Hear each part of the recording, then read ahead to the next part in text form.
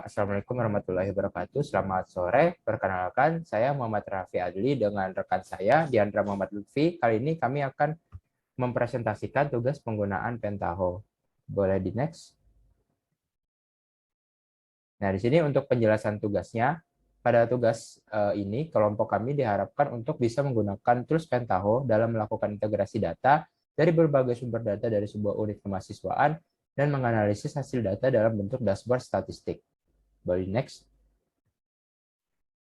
Nah, untuk studi kasusnya, Direktorat Kemahasiswaan Telkom University ingin membuat dashboard untuk data-data yang dikelola, akan tetapi data-data kemahasiswaan, data-data mahasiswa maksudnya tersebar di direktorat dan fakultas. Keterangan data yang ingin dibuat dashboardnya adalah sebagai berikut. Boleh next. Baik, di sini ada beberapa data yang digunakan yang nantinya akan diimport ke Pentaho-nya. Yang pertama ada data kompetisi dan prestasi, yang dimana data ini merupakan tipe data spreadsheet dan diambil dari unit kemahasiswaan. Lalu ada data penerimaan beasiswa yang tipe datanya RDBMS dan didapatkan dari unit kemahasiswaan. Lalu di sini ada data tunggakan SPP mahasiswa yang merupakan data Excel yang didapatkan dari fakultas. Lalu di sini ada data mahasiswa tingkat akhir yang belum lulus lebih dari 10 semester. Di sini untuk tipe datanya yaitu Excel, lalu diambil dari unit fakultas. Lalu ada data pantauan kesehatan mahasiswa era pandemi COVID-19. Di sini untuk tipe datanya yaitu CSV, diambil dari unit Satgas COVID TELU. Lalu yang terakhir ada data THK mahasiswa yang tipe datanya RDBMS, yaitu diambil dari unit kemahasiswaan. Boleh di next. Baik, untuk demo aplikasi Pentaho sendiri akan dijelaskan oleh teman saya, Andra. Oke, baik. Terima kasih sebelumnya atas waktunya untuk rekan Raffi Arli. Baik, di sini saya akan melakukan demo aplikasi untuk tools Pentaho. Jadi untuk studi kasus di tugas kali ini kita menggunakan aplikasi Pentaho. Jadi bisa dilihat untuk kegiatan integrasi data pada aplikasi Pentaho kurang lebih seperti ini. Mungkin saya akan menjelaskan singkat mengenai step demi stepnya kegiatan integrasi data dari beberapa resource data yang berbeda. Yang pertama itu bisa dilihat ada beberapa tabel yang dimana berasal dari resource ataupun sumber data yang berbeda. Dapat dilihat ada tabel mahasiswa, kemudian ada tabel penerima beasiswa, tabel THK mahasiswa, tabel tunggakan DPP mahasiswa, tabel mahasiswa yang telah lulus, kemudian ada tabel data pantauan COVID-19, yang selanjutnya ada tabel data lomba mahasiswa. Jadi sebelum kita melakukan merge, kita harus sorting terlebih dahulu. Untuk sortingnya sendiri tersebut diharuskan untuk setiap tabelnya. Jadi kurang lebih ada sekitar 7 sorting untuk step yang pertama ini. Jadi untuk sorting ini bisa kita lihat. Jadi untuk sorting ini itu kita berdasarkan NIM, nanti NIM-nya itu akan dilakukan pengurutan secara ascending atau dari kecil ke besar. Kemudian itu juga dilakukan dengan hal yang sama untuk semua tabel. Nah, terkhusus untuk tabel data lomba mahasiswa ini berbeda karena setelah dilakukan sorting ascending akan dilakukan memory group by. Sebenarnya apa sih memory group by itu? Jadi untuk memory group by itu untuk nama lomba sendiri, untuk tabel ini sendiri ada tabel lomba yang dimana ada satu mahasiswa yang memiliki pernah mengikuti 2 buah lomba. Jadi kegiatan di sini adalah untuk menyatukan lomba mahasiswa tersebut.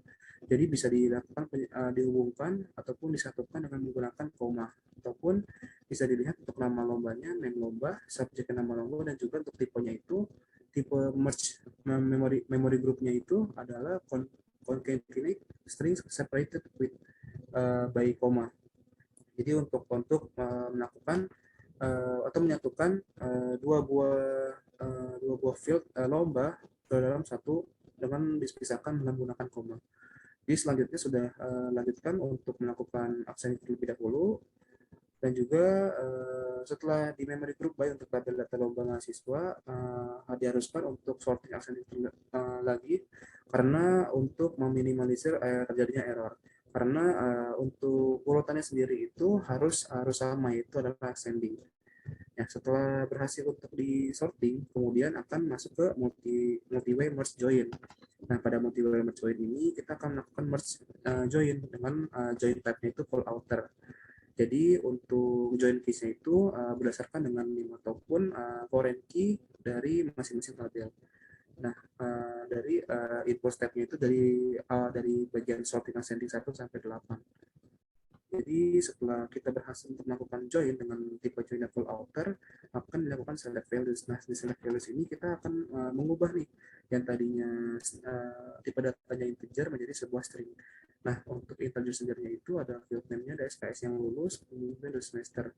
Jadi untuk kita ubah menjadi string itu untuk lebih memudahkan kepada nanti orang yang akan mengolah datanya atau memvisualisasikan datanya itu agar lebih mudah untuk membaca tabel outputnya nanti.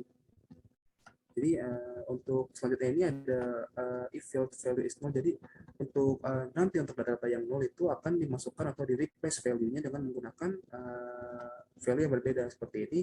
Untuk nanti kalau misalkan jenis beasiswa ada yang null, maka akan diganti dengan nama tidak ada. Kemudian juga dengan alasan tunggakan, semester, SKS plus dan lain sebagainya. Dan diakhiri dengan melakukan output ataupun dengan mengubah hasil tabel masih Telkom University dengan tipe datanya Excel. Mungkin saya akan coba run terlebih dahulu.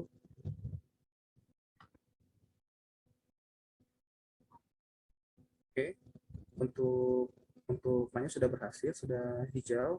Dan untuk preview datanya bisa dilihat juga untuk memudahkan nanti untuk mengolah datanya, yang akan membaca datanya bisa dilihat sudah bisa untuk melakukan ataupun membaca dengan mudah gitu untuk nanti untuk melakukan visualisasi data. Mungkin untuk demo Pentaho kurang lebih seperti itu. Untuk nanti juga sudah berhasil dijalankan dengan baik. Kemudian saya akan lanjutkan kepada mengenai star schema. Jadi star schema ini adalah di mana masing-masing dari tabel tadi memiliki atribut yang berbeda-beda. Nah, nanti atributnya itu akan membuat suatu tabel dashboard yang nanti akan dibuat dashboardnya ataupun statistikanya dengan berdasarkan atribut-atribut yang sudah ada pada tabel-tabel ketujuh tabel yang sudah saya buka sebelumnya. Jadi kurang lebih untuk adalah seperti ini untuk bentukan star skema pada tabelnya dan juga ada tabel dashboard yang nantinya akan dilakukan visualisasi data. Mungkin sekian untuk penjelasan mengenai star skema dan juga demo Pentaho. Untuk selanjutnya saya akan kembalikan kepada rekan saya Raffi Ardi. Terima kasih. Oke, baik. Jadi kali ini saya akan menjelaskan mengenai dashboard itu sendiri. Boleh di next. Nah, untuk dashboard ini sendiri, datanya berasalkan dari hasil dari Pentaho yang teman saya lakukan sebelumnya. Nah, di sini untuk data yang ditampilkan pada dashboard mahasiswa Telkom University, dia itu ada data keaktifan mahasiswa, permasalahan registrasi selama masa pandemi, lalu ada statistik kesehatan mahasiswa selama masa pandemi, dan ada statistik tingkat aktif mahasiswa yang terlambat selama masa pandemi. Nah, pada data keaktifan mahasiswa, saya mengambil beberapa atribut seperti nama mahasiswa, lalu NIM-nya, lalu nilai TAK-nya, dan nama lombanya yang dimana semua itu berhubungan dengan data keaktifan mahasiswa. Lalu di sini permasalahan registrasi selama masa pandemi. Nah, di sini untuk kata kuncinya yaitu saya menggunakan atribut alasan tunggakan. Nah, di sini alasan tunggakannya saya kelompokkan misalkan dari tingkat berapa mahasiswa tersebut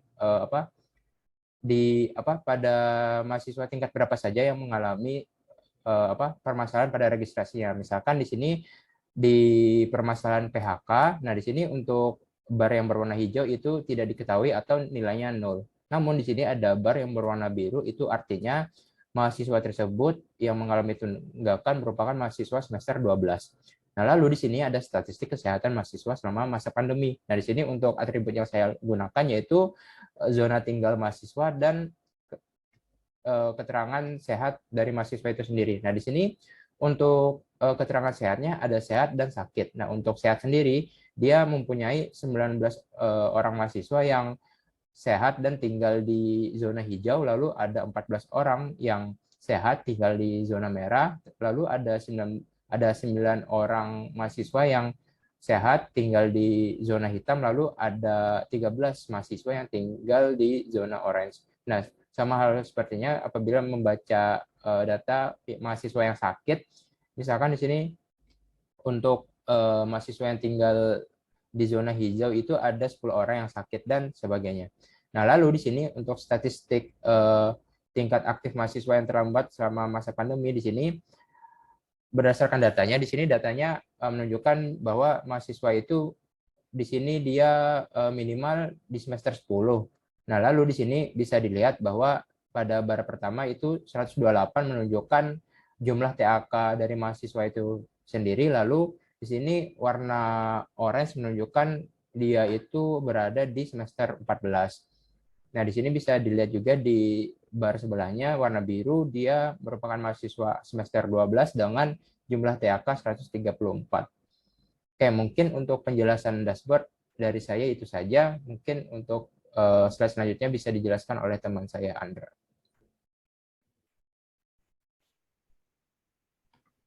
Oke, baik. Selanjutnya saya akan menjelaskan mengenai soal mengenai tugas di tahu ini. Jadi untuk soal pertanyaannya itu adalah mengapa sih kita harus menggunakan integrasi level data untuk studi kasus ini. Jadi menurut dengan hasil dari kerjasama kami melakukan perundingan bahwasannya dari berbagai dari kenapa sih kita harus melakukan integrasi level data pada studi kasus ini. Yang pertama untuk dari resource-nya, kemudian untuk studi kasus ini dari resource datanya itu berasal dari yang berbeda-beda. Jadi bisa kita lihat sebelumnya ada data yang dari Satgas COVID, kemudian dari fakultas, ada dari departemen kemahasiswaan. Jadi data itu berada dalam resource yang berbeda-beda. Jadi untuk memudahkan ataupun melakukan kemudahan untuk orang yang nanti untuk mengolah data tersebut, nah itu tuh sangat sangat dimudahkan sekali ketika kita akan menggunakan integrasi level data. Karena integrasi level data adalah integrasi yang pertama sebelum integrasi yang aplikasi. Jadi kuncinya itu adalah untuk memusatkan ataupun melakukan kemudahan terhadap terhadap terhadap pengolahan data agar datanya itu konsisten ataupun mudah dengan diolah, dan nantinya juga akan memudahkan orang yang akan melakukan visualisasi data agar datanya itu dapat dibaca kepada orang-orang yang akan membacanya nanti agar lebih mudah dan juga lebih enak untuk dipahaminya. Mungkin menurut kami seperti itu mengapa sih kita menggunakan integrasi level data untuk cari kasus untuk Pentaho ini. Mungkin sekian untuk presentasi dari kelompok kami. Lebih kurangnya mohon maaf. Assalamualaikum warahmatullahi wabarakatuh.